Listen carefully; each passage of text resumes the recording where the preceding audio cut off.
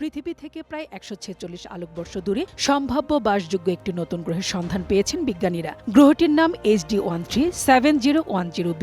এটি সূর্যের মতো একটি নক্ষত্রকে কেন্দ্র করে ঘুরছে এবং আকারে পৃথিবীর তুলনায় প্রায় ৬% বড়।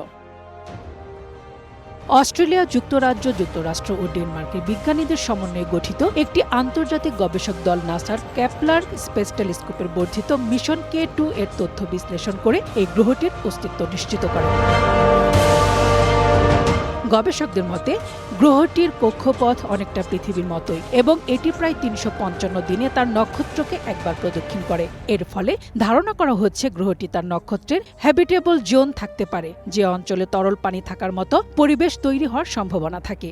হিসাব অনুযায়ী এই সম্ভাবনা প্রায় ৫০%।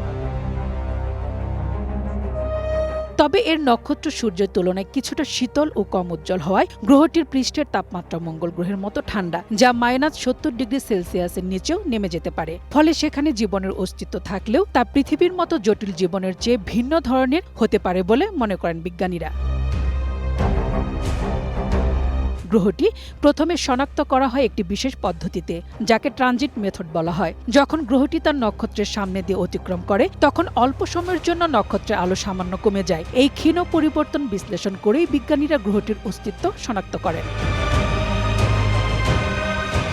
গবেষকরা জানান, ভবিষ্যতে জেমস ওয়েব স্পেস টেলিস্কোপ সহ আধুনিক দূরবীক্ষণ যন্ত্র দিয়ে এর বায়ুমণ্ডল, গ্যাসের গঠন এবং সম্ভাব্য পানির অস্তিত্ব সম্পর্কে আরও বিস্তারিত জানা যেতে পারে।